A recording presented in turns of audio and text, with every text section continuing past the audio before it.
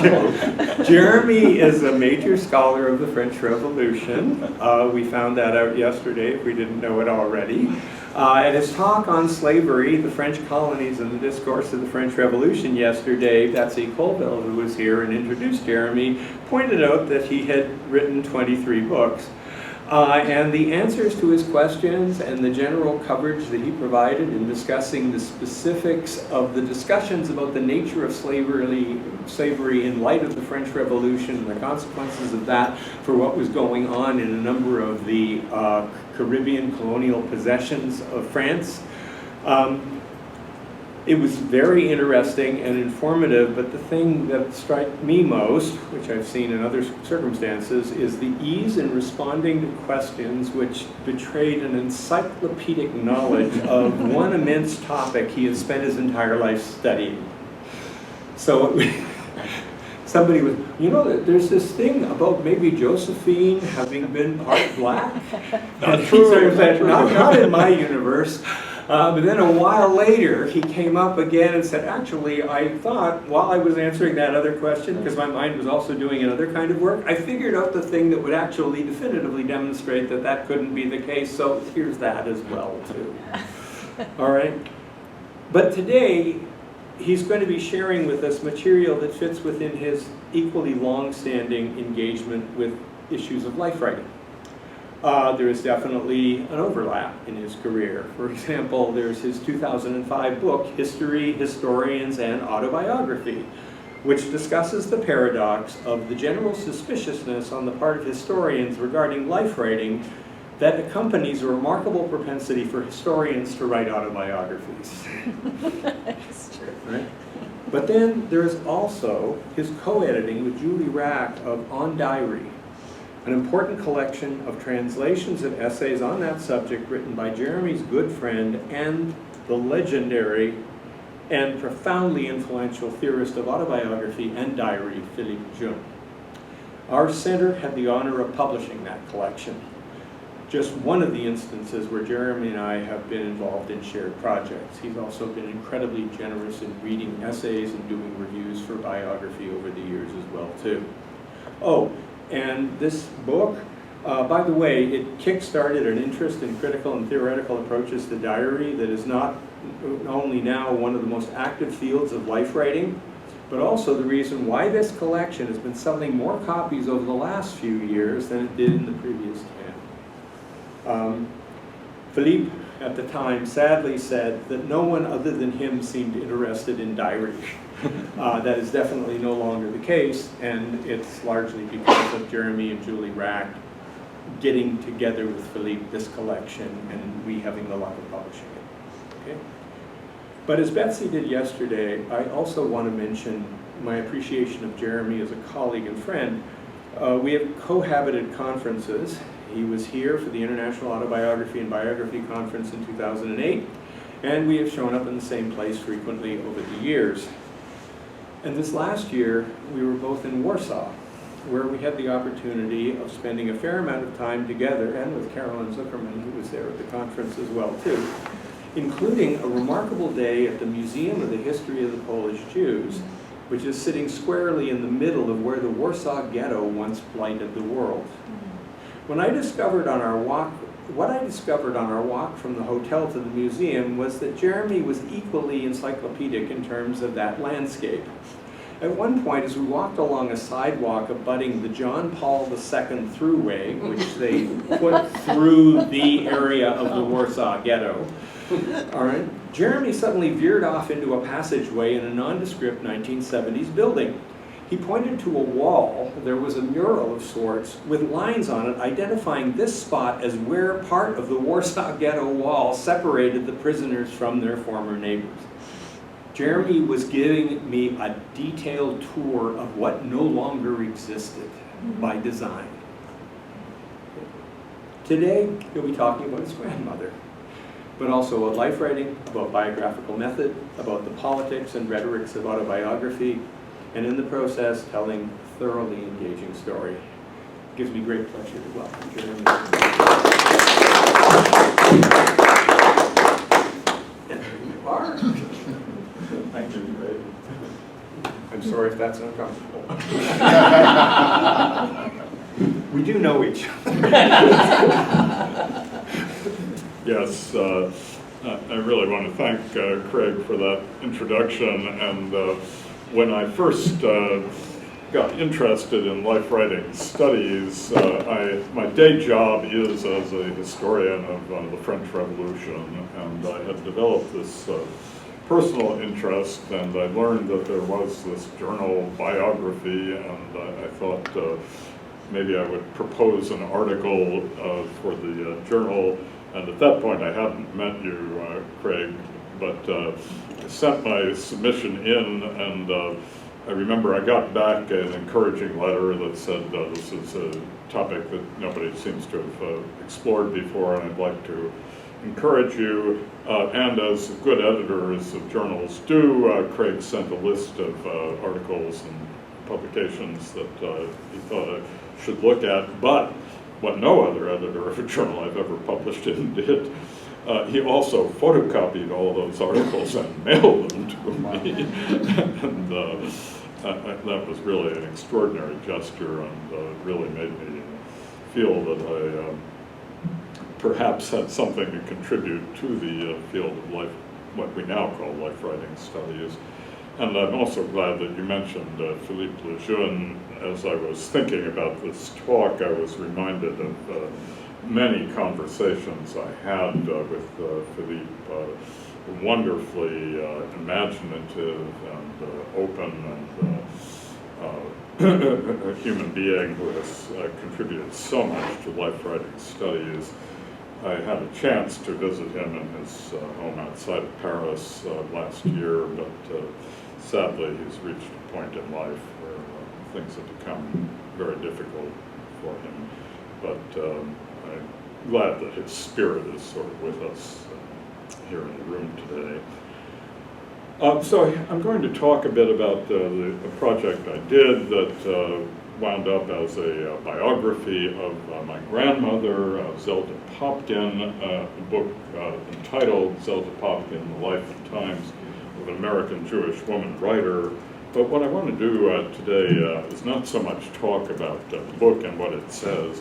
You can buy it on Amazon, but talk about some of the issues that I stumbled into when I decided to do this project. And they are issues, I think, that come up for a lot of people. You don't have to be an academic, you certainly don't have to be a historian to think that you might want to write something about your family, maybe about one particular member, maybe about the history of the family.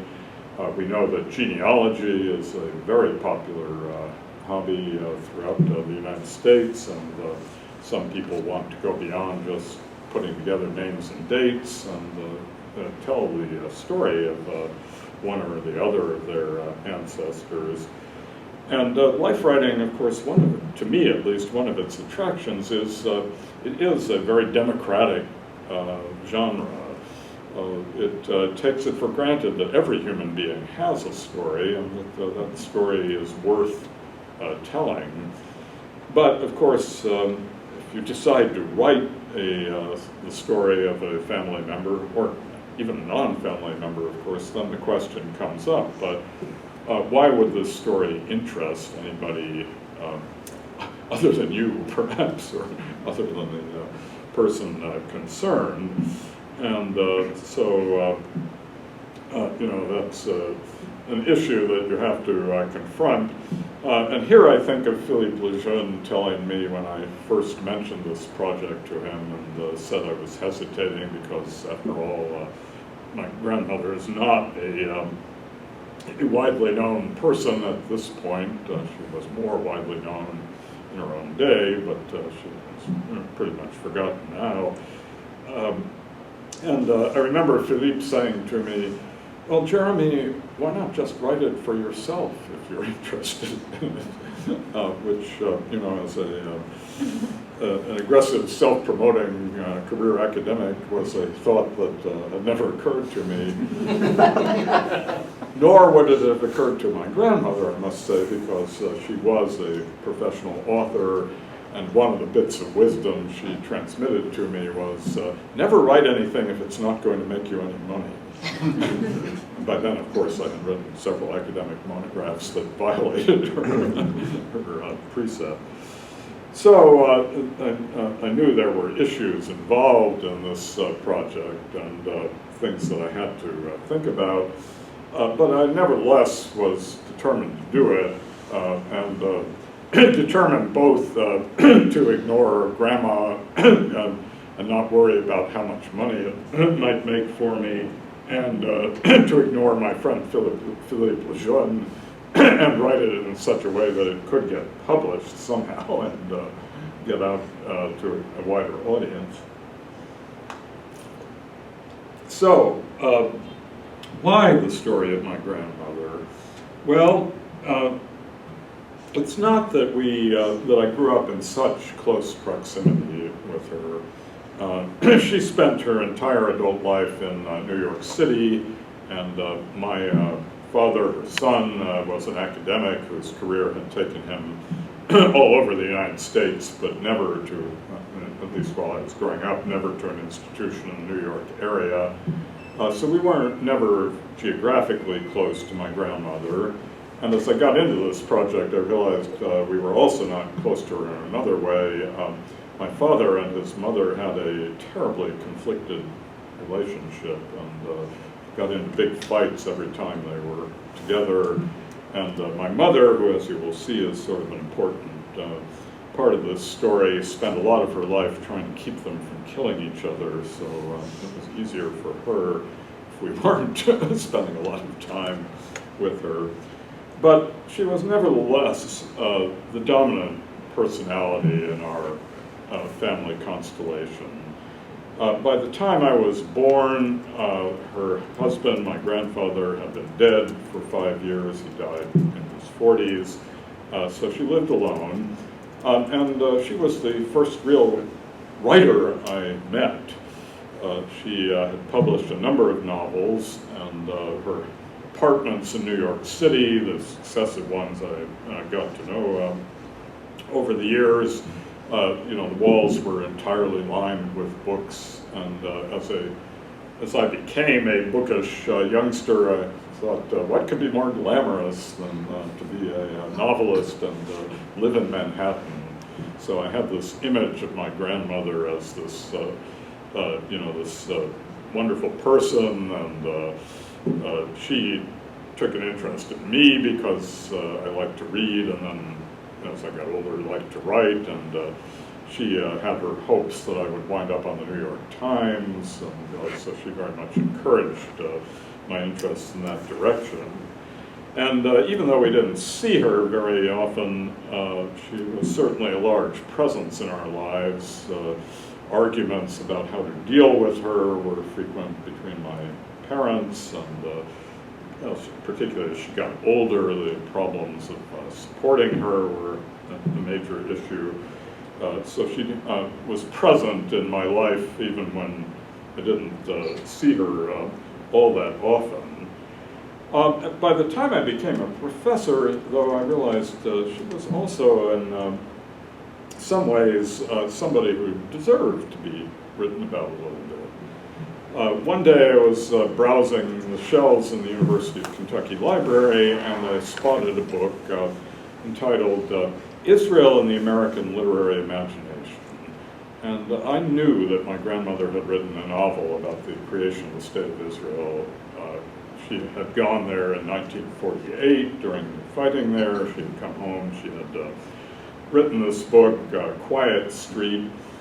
So I thought, I'll see what the author of this study of American fiction about Israel said about Zelda. And the answer was nothing. He said that the first novel by an American author about the Israeli War of Independence was Leon Uris's Exodus, published in 1958. And Grandma's book, Quiet Street, had been published in 1951. So here was a historical error that needed to be corrected. And I contacted this Professor Andrew Furman down in Florida and said, are you aware that there was a 1951 novel on this subject that actually won a book award from the Jewish Book Council? And he said no, he had never heard of it. And he very nicely invited me to come to his university and give a talk about it. And so that developed into my first article about my grandmother. And I was able to publish it, the fact that it was the first novel in any language about the events of 1948 made it at least a footnote to history, and the fact that it is a novel in which the story is told primarily through the experiences of women characters made it, I thought, relevant in a way that perhaps it hadn't been when it was published in 1951. So I had a little foothold in Zelda Popkin's studies as a result of this.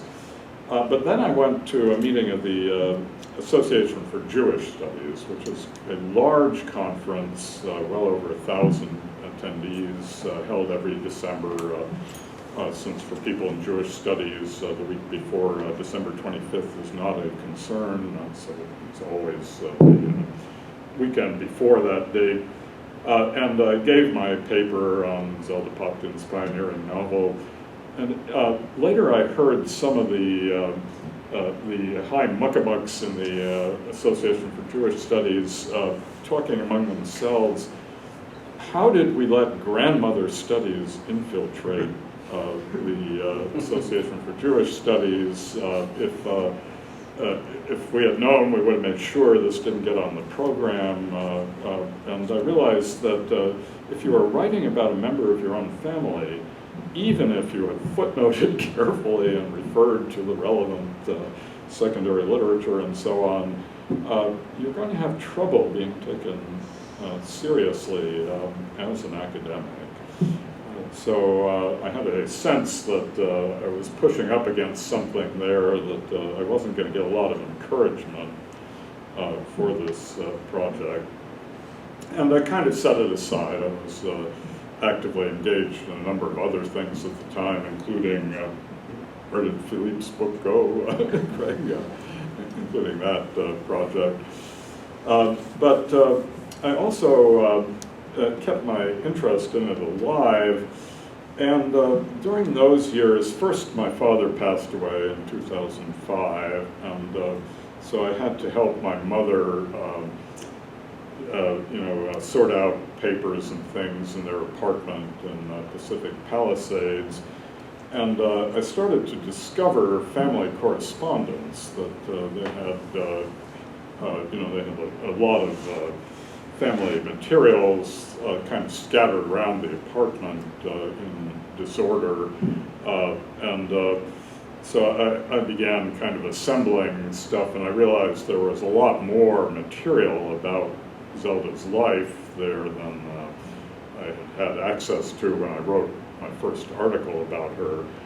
For example, I found hidden in a drawer somewhere the letters she had written from Israel in 1948 to my parents, that my parents had completely forgotten about and not mentioned to me when I was doing the article about her.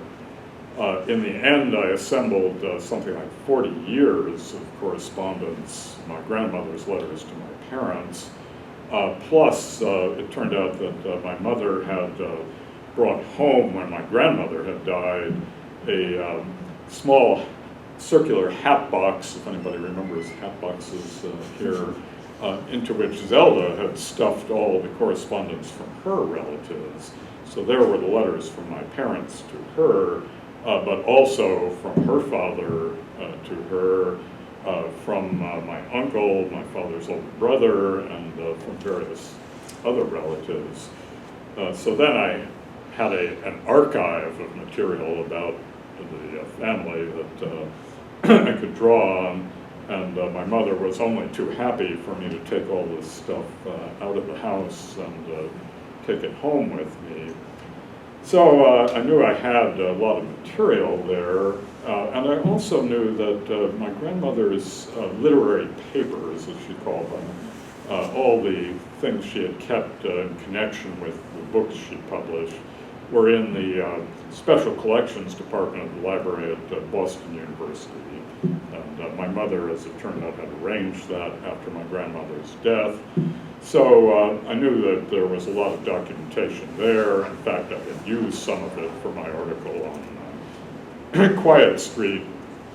And over the years, every time I passed through Boston, I always got a kick out of calling up the Boston University Library and saying, could you take my grandmother out of the vault for the days? And looking at some of the papers there. So I knew this project of a biography of her was doable. It could be done the way I've done other research projects. The documents were there would be enough for me to tell the story. But I still wasn't ready to fully commit myself to this project. I had other things that I was involved in. And then came COVID. And I had just finished a big history of the French Revolution. It was clear that I was not going to be able to go back to France for further research on anything for at least a year or two. I had all this family correspondence and other material that I had gathered about Zelda. I wasn't going anywhere and didn't even have to go to campus because, of course, we were teaching online. I thought, well, if I'm ever going to do this, this is the time. So I started working on the project. And it was a time also when I started exploring the internet to see what else might be out there about my grandmother. Somebody told me about, I guess it's newspapers.com, which I hadn't been familiar with, which if you don't know it, gives you access to digitized newspapers from all over the United States. And I plugged my grandmother's name in there, and up came dozens of articles that interviews with her, things that I had not seen in her files. And systematic searching turned up a lot of other stuff too. She had never mentioned that she was one of the early contributors to the New Yorker magazine after it was founded in 1925. And if you have a subscription to the New Yorker, you have access to their online archive, and the formatting of the articles makes them almost illegible. I was able to find her articles and even to learn that the best history of the New Yorker magazine mentions her as one of the people who helped develop the unique style of the New Yorker, the ability to convey in print the sound of spoken language. And I realized that if my grandmother had pursued this more assiduously, she could have been James Joyce. She has articles in the New Yorker using that interior monologue style that we associate with the modernist writers of the 20s.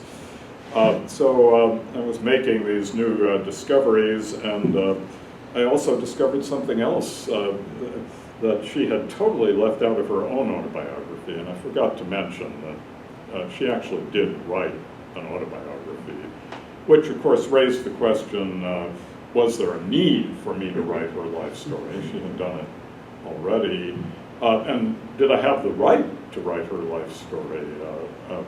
Because if I was going to write it, necessarily it was going to contradict or say some things that she didn't say in her own autobiography. So that was a challenge. What I'd like to do now, okay, so I decided to do the project. What I'm going to do now is I'm going to run very rapidly, hopefully in just about 5 minutes, through the basic outlines of her life story, and then I'm going to talk a little bit more about reading it. Of course, one question I always get asked was, did you know your grandmother? So here I am interviewing her for the first time Such a in great photo. 1949. I did learn a lot about my grandmother, as I've already indicated, from my parents, Julie and Richard Popkin. This picture must be from the early 1950s. There's the baby carriage in the background. As I've already mentioned, my father did not have a good relationship with his mother and very rarely talked about her. My mother, however, as I'll indicate before I'm done, spent a lot more time thinking about, dealing with, and talking about my grandmother. So much of my understanding of my grandmother, I would say, really did come out of listening to my mother and then the materials she left. What is the story in Zelda's life? Well, she is part of that second generation of East European American Jews. There was this huge migration of Jews from Eastern Europe to the United States, starting in the 1880s and continuing up to World War I. And her parents and her grandparents all were part of this. And one can see the radical change of life by looking at this picture. These are Zelda's maternal grandparents photographed in New York City around 1910. This is their daughter, my great-grandmother Annie Feinberg, and Zelda as a child. And you see we go from people who look like they come from the old country to people who look thoroughly American. Her parents were Orthodox Jews and active in the Jewish community wherever they went. The man in the back, with his back turned to us here, nailing up a mezuzah in a Jewish community center in Wilkes-Barre, Pennsylvania, is my great-grandfather, Zelda's father, Harry Feinberg. Zelda, however, moved as quickly as she could to New York City to get away from this small town in Pennsylvania where she had gone to high school. She met a young man, Louis Popkin, who came also from a very similar background, parents born in Eastern Europe, Louis born in New York City. They very quickly began to live together. When I read her autobiography carefully, I discovered they didn't get married until at least a year after, which, you know, in the 19-teens was not so common. It is through Louis Popkin that she entered the literary world. He, when he met her, was doing two things. He was doing publicity work for an organization called the Joint Distribution Committee, which was raising money to aid Jews in Europe during World War I. So he was getting involved in public relations, but he was also a staffer on an important weekly magazine in the American Jewish community, the American Hebrew, which was probably the largest circulation English language publication for American Jews through the 19-teens and 1920s. So this gave Zelda the foot in the door as a writer. She began to put articles in the American Hebrew, published many more articles than her husband. It was clear when I read the two of them that she was the one who had the talent for writing rather than him. But they also founded a public relations firm after the Joint Distribution Committee didn't need them at the end of the war. And so Zelda was part of this generation of the first professional women who move into these professions in the 1920s. She had turned 21 just when women got the vote for the first time. So her story is a story of American women finding new possibilities open for them. By the way, note the package of cigarettes here. That was the symbol of women's liberation in the 1920s, that women could smoke in public. Zelda enthusiastically embraced that form of freedom and smoked 4 packs a day for 60 years. Among the clients of their public relations firm were mostly Jewish organizations and some rather famous people. This was a cherished family photograph of Louis Popkin in the background. Any of you recognize this gentleman? Well, his name is up there, Albert Einstein, on a fundraising tour for the Hebrew University in the 1920s. But she also had children, 2 boys. That's my Uncle Roy there, and my father, Richard Popkin.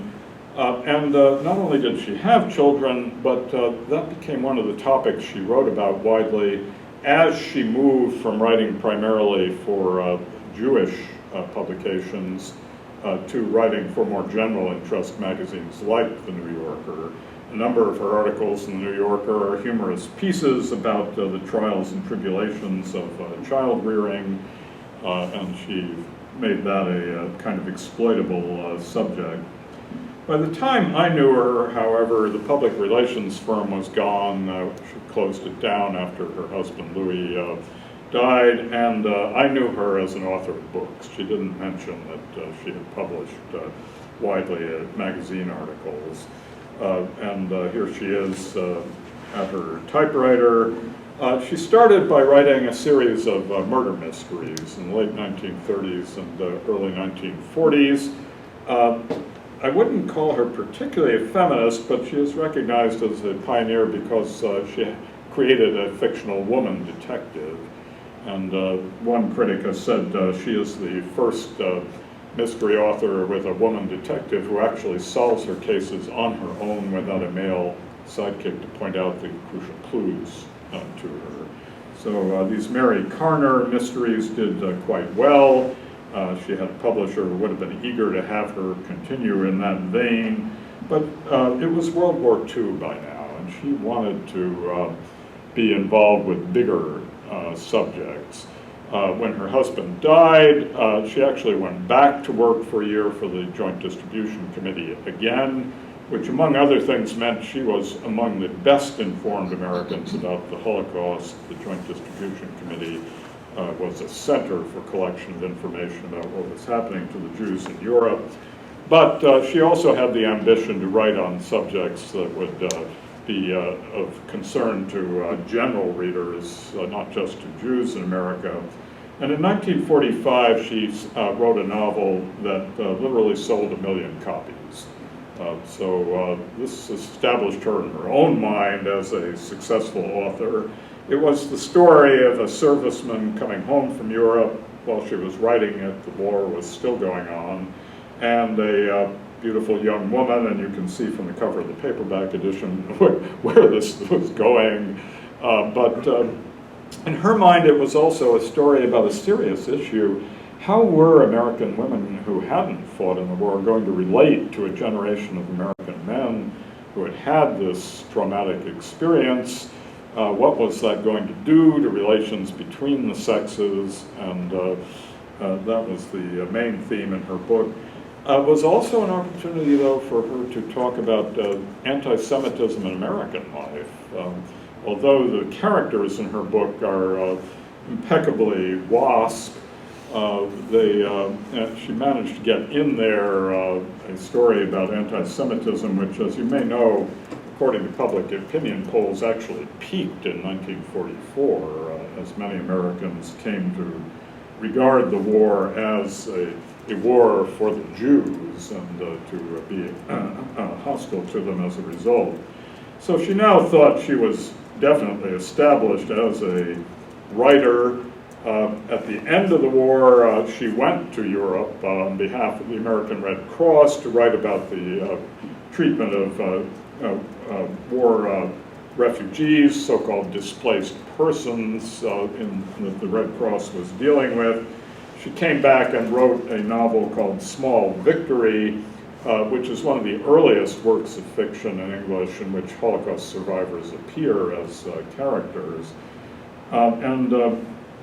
Then in 1948, she went to Israel, and she very quickly decided there was definitely a book to be written about that.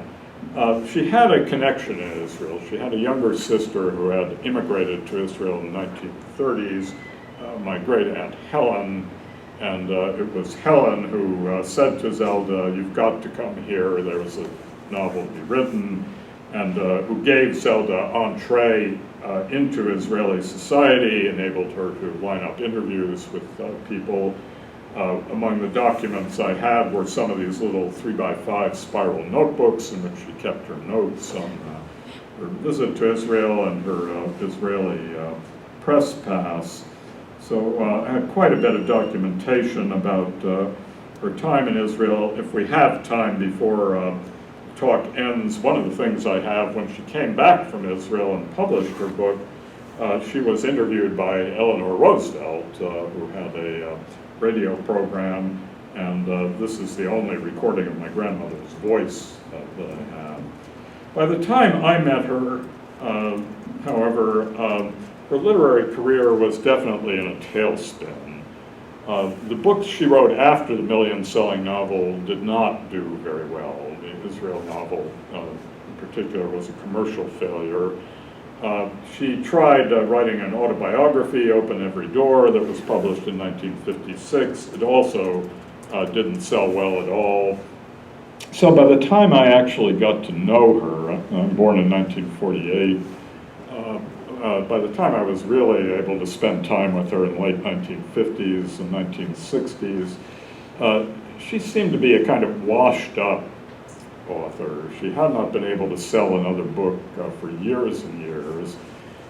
She was in very bad financial straits. I didn't know how bad until I opened a box of family documents that one of my cousins sent to me when I told her I was writing this book.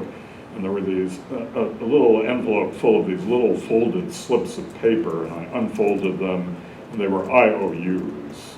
She had borrowed money from a number of friends and relatives, and she had not been able to pay it back for years and years, but she had kept meticulous records about it. So it did seem, as I was going through my high school and college years, as if I was coming to see she wasn't the glamorous figure I thought of from my early childhood. She was this cranky old lady who, for whom nothing ever seemed to go right, and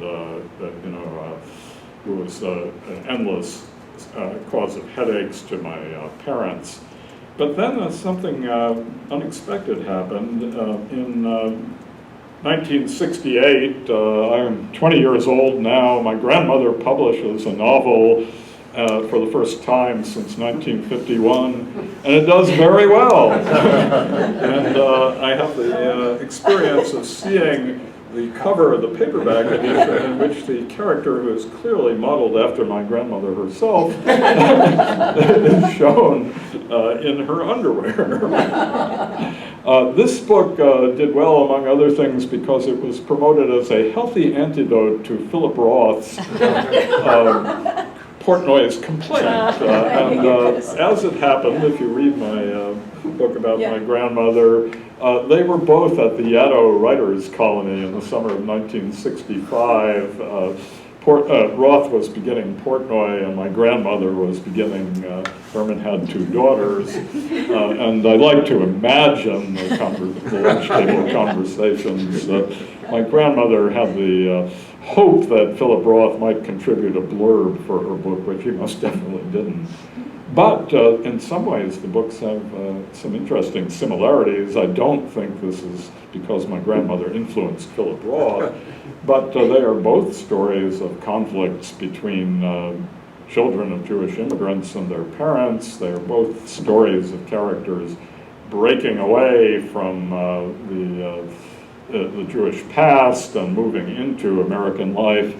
And although reviewers often called my grandmother's book heartwarming, it is really, if you read it, a very acidulated look at Jewish immigrant life. It is not a kind of nostalgic book about the lives of American Jews. And that launched my grandmother on a kind of inspiring late life career. She was 70 when Herman Had Two Daughters came out. She was able to pay off all those IOUs. Every one of them has paid in full 1968 written at the bottom of it. And she went on to have two other fairly successful novels, the last one published when she was 77. So for me, the clock is ticking. I'm 75 this year. You know, she had this kind of remarkable last few years in which she had more and more health problems and lots of other things to deal with, but she had vindicated her conviction that she could be a successful author. So that's the outline of the story I had to tell. What were some of the, in the last few minutes before I shut up here, some of the challenges I faced? Well, one of the first ones was, how was I going to refer to her? In the article, and there were a couple of articles I had published in refereed scholarly journals, and each time the editors had said, refer to her as Popkin. You know, that's the way I wrote it. But when I started on this book, and I was thinking, you know, I'm hoping to get a bigger audience for this. I don't want it to be just, you know, the small number of scholars interested in forgotten Roman Jewish authors from the mid-20th century. So I decided I was going to have to refer to her as Zelda and, you know, kind of make her more approachable to readers. In the first sentence, I was going to have to out myself as the grandson. You know, I wasn't going to make any pretense that this was entirely an objective approach to her. So that was an issue. Another issue that comes up if you're doing any kind of family memoir, by this time my parents had both passed away. My uncle Roy had passed away, but there were other family members who were still very much alive. My sister, my cousins, the children of my uncle Roy. And so I had to contact all of them because, legally speaking, all those documents I had, you know, they're not my exclusive property. The other descendants have as much claim to them as I do. My cousins, who are not particularly involved in academia, they had no qualms about my using these documents, and one of them even provided me with some very useful documents, including the IOUs. My sister was a bigger issue. She really wanted to know what I was going to say, and you know, what I was going to say about Zelda, what was I going to say about other members of the family. I started to get letters from multiple academic presses. They all could have been generated by the same AI program. This is an interesting story. You have written it very well. It is thoroughly researched and documented. We cannot publish a book by an author whose last name is the same as the name of the subject. And then there were the trade presses, and for that I worked with an agent, and we got a different form letter, but a very consistent form letter. Well-written, exciting story. Nobody has ever heard of the author's grandmother. How would we ever sell this book? So this turned out to be, of all the things I've written, by far the most difficult book to get published. In the end, it wound up with a press that some of you may know, Rowman and Littlefield, which I will be honest and say was never a press I had aspirations to publish with, but they do put out catalogs. They get it listed on Amazon, and you know, they take care of the marketing, and so that is how it actually got into print. How well it's selling, I don't have a clue, because Rowman and Littlefield has not yet sent me a royalty statement. There should be one at the end of June this year, and then the truth will come out. But my sense is it certainly hasn't been a New York Times bestseller. My grandmother would have been very disappointed. But it was an important book for me to write, and among other things, it particularly brought me into much closer contact with my mother, even though she was deceased. In writing the book, by the time I wrote the book, I had, among other things, accumulated a lot of life-writing documents about my mother. My mother graduated from college and a master's degree in English, but she married my father, who was a professor of philosophy, and it became clear to her that he was a man who needed a lot of looking after. Eventually he was diagnosed with bipolar disorder, and my mother realized that with him and with raising her 3 children, there was no chance really for her to pursue an independent career. When she met my father, she made no bones about the fact that one of the things that attracted her was Zelda. Because my mother would have loved to be a writer, or at least to be involved in the publishing industry. And some of the things that I discovered that she had written about Zelda, she talks about how fascinated she was to meet this woman who was, I guess, in some ways what my mother would have liked to have been, the independent person and the writer. And I discovered as my mother aged and went into a long, painful decline with dementia, that she had written an enormous amount of material that had never been published. I have